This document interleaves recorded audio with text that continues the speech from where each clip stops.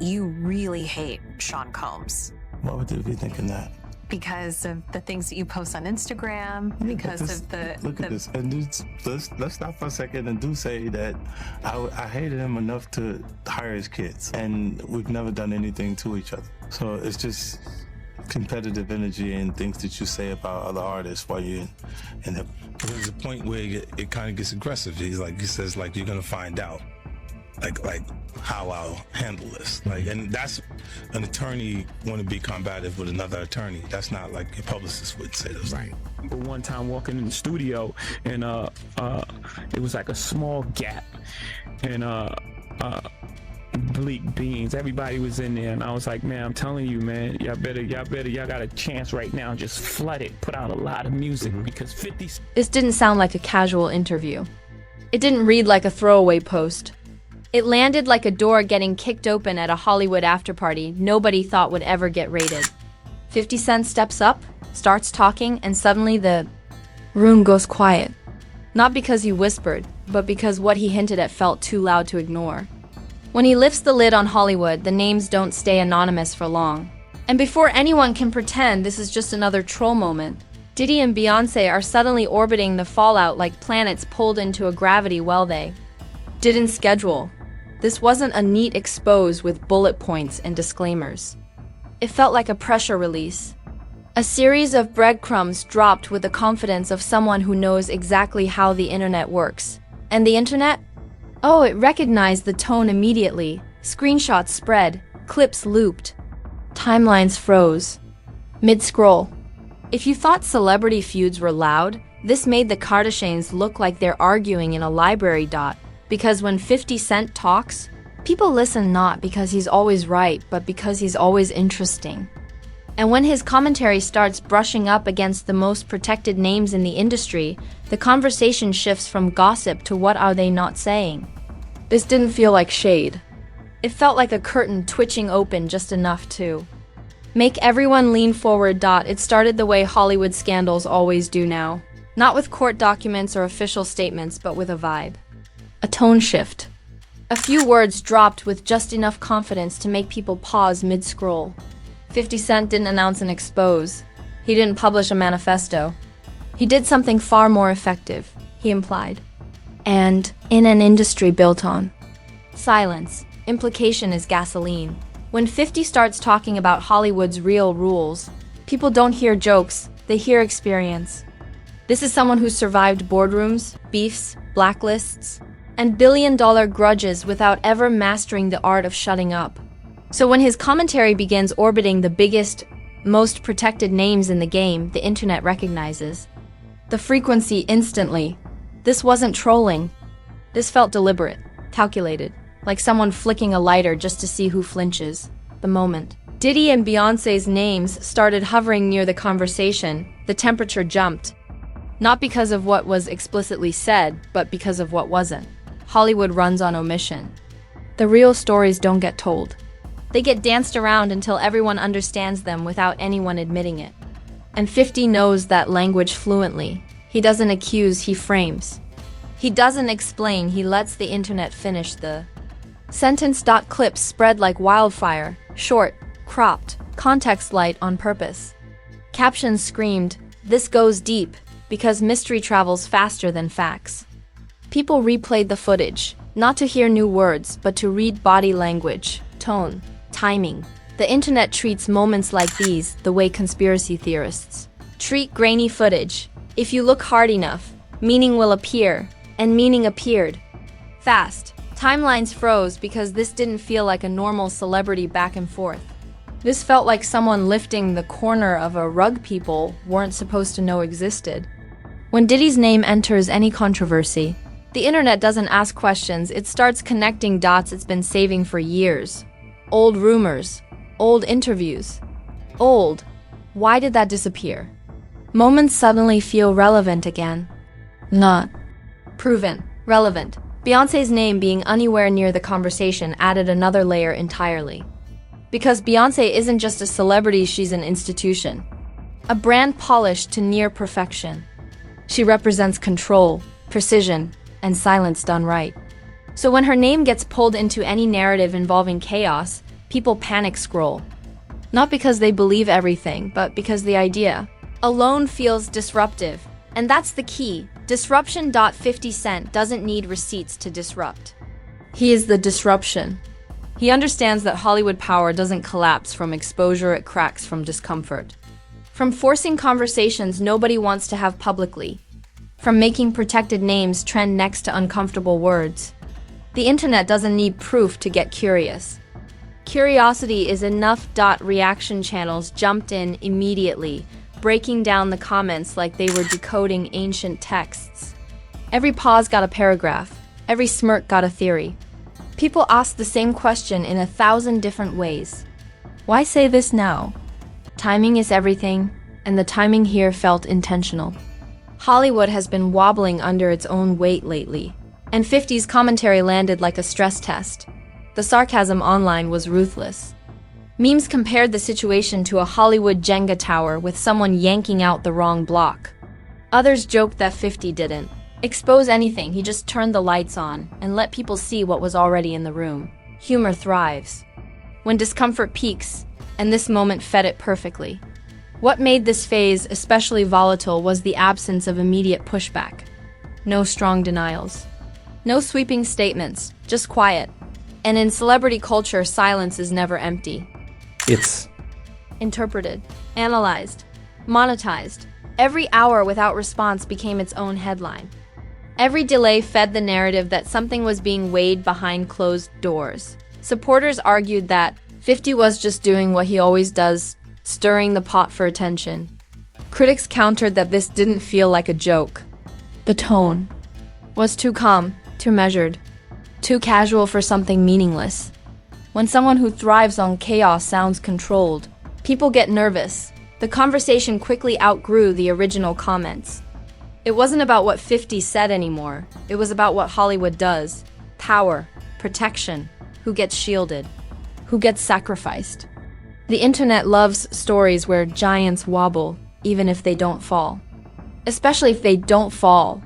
Suspense keeps engagement alive. Old interviews resurfaced. Clips people forgot they'd saved. Moments that once felt random now felt connected, not confirmed. Connected. And connection is enough for the internet to build entire narratives. Hollywood suddenly looked less like a dream factory and more like a closed circuit, where everyone knows the rules but pretends they don't exist. And through all of this, 50 stayed comfortably unbothered. No frantic clarifications, no backtracking. That calm fueled everything. Because panic kills speculation, but confidence feeds it. The message wasn't, believe me. The message was, you already know.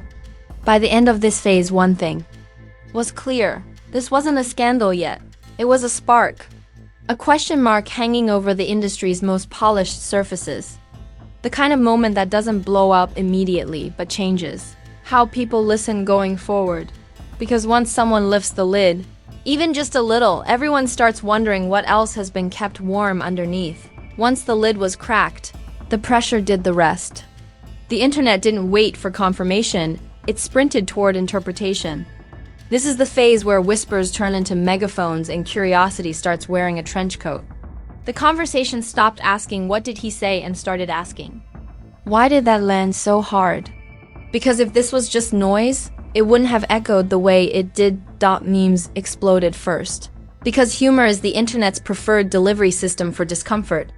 Side-by-side edits comparing Hollywood to a luxury cruise ship with a suspicious creak in the hull. Jokes about protected lists and industry insulation. Captions that read like punchlines but felt like questions. The laughter wasn't relief, it was nervous energy. The kind that shows up when people sense a story might have layers they're not ready to peel. Reaction videos multiplied overnight. Everyone suddenly became a body language expert. Pauses were parsed. tone was Analyzed like a courtroom exhibit. The calmness in 50's delivery became the loudest part of the message. People kept saying the same thing in different fonts. If he was joking, he wouldn't sound this relaxed. When chaos merchants go quiet, it's usually because they know exactly what they're doing. Celebrity reactions were strategic. No full denials, no sweeping statements, just vibes. Likes that disappeared. Posts that felt pre-scheduled but suddenly landed weird. The internet treated these micro-signals like Morse code.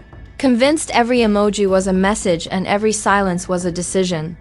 Hollywood is fluent in saying nothing loudly, and this moment was a masterclass. Then the name Gravity kicked in. Diddy's orbit pulled in decades of speculation the internet never quite let go of. Not accusations, associations. Old interviews that aged strangely. Stories that never found daylight but never fully disappeared either. When his name trends, it doesn't do so cleanly. It drags a history behind it like a comet tail. The internet didn't invent that, it just reassembled it. Beyoncé's proximity to the conversation raised the stakes in a different way. Not because of claims, but because of symbolism. She represents the apex of brand control, the platinum-polished image that doesn't crack. So when her name even brushes a messy narrative, people freeze. Not out of belief, out of disbelief. The idea alone felt destabilizing. Like seeing a flawless statue with a hairline fracture. Pop culture comparisons flooded the feed. People liken the moment to a prestige drama where the truth isn't spoken outright, just implied in glances and half-sentences. Others joked that this was Hollywood's version of a slow-burn thriller, no jump scares, just mounting dread. The analogies got wild because the moment demanded them. Subtlety doesn't trend, but suspense does. Public outrage didn't arrive as a wave, it arrived as a tide. Slow, persistent, and hard to reverse. Comment sections hardened into camps. One side accused the internet of turning implication into conspiracy. The other argued that implication is how power protects itself. Both sides talked past each other because the argument wasn't really about facts, it was about trust. And trust in Hollywood has been on layaway for years. The timing debate went nuclear. Why now? Why these names? Why this tone? Theories bloomed like algae. Some said it was distraction. Others said it was leverage. A few suggested it was simply truth getting bored of staying quiet. None of these theories needed proof to circulate, they just needed repetition. And repetition online is a force multiplier. Meanwhile, the industry machine did what it does best. It hummed along. Red carpets stayed red, schedules stayed packed. Appearances went on, and that normalcy only intensified the conversation. Because when nothing changes publicly, people assume something is shifting privately. Calm on the surface makes the undercurrent feel stronger, the sarcasm sharpened. Posts mocked the idea that Hollywood ever polices itself. Jokes compared accountability to AVIP rope visible, but not for everyone. The humor landed because it felt earned. The audience wasn't angry, it was tired. Tired of the same names. Skating through storms while others get soaked. Tired of watching whispers age into folklore without ever becoming answers. And through it all, 50 stayed steady. No clarifying threads, no walkbacks. That restraint fueled everything. The internet thrives on chase, and he refused to run. Every hour he didn't elaborate became a blank canvas people couldn't stop painting on. Silence, when paired with confidence, becomes a statement all its own. By now, the story wasn't about exposure, it was about pressure.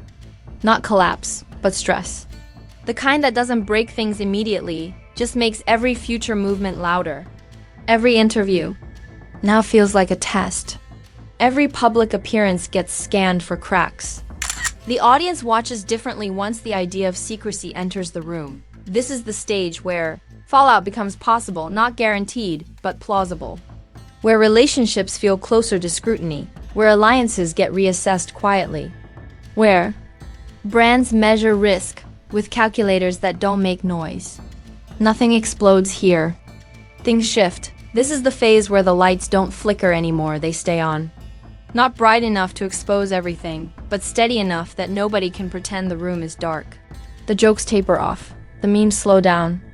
And what replaces them is something Hollywood hates more than scandal: unease. Because once the idea of secrecy enters the conversation, it doesn't need proof to linger, it just needs time. Reputations don't collapse overnight in moments like this. They recalibrate. Public images don't shatter. They acquire hairline fractures that only show up when pressure changes. And the pressure did change. Every future appearance by anyone remotely connected now carries an invisible asterisk. Interviews feel tighter, questions feel sharper, answers feel rehearsed one beat too carefully. The audience doesn't know what it's looking for, but it's definitely looking. For Diddy, the gravity of attention becomes heavier simply because history exists, not allegations, archives. The internet doesn't forget context. It stockpiles. Old stories that once felt like background noise now sound louder because the room is quieter. People don't claim certainty. They claim pattern recognition. And pattern recognition online doesn't need a verdict to operate. It just needs enough dots to keep drawing lines. Beyoncé's position in the aftermath is different, and that difference matters.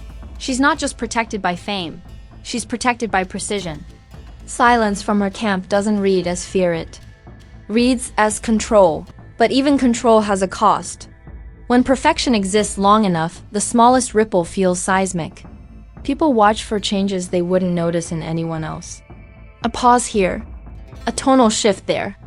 The absence of response becomes part of the story, not because it confirms anything, but because it resists participation, and resistance is fascinating to an audience trained to expect access. Hollywood, as a whole, starts moving like a body that knows it's being watched.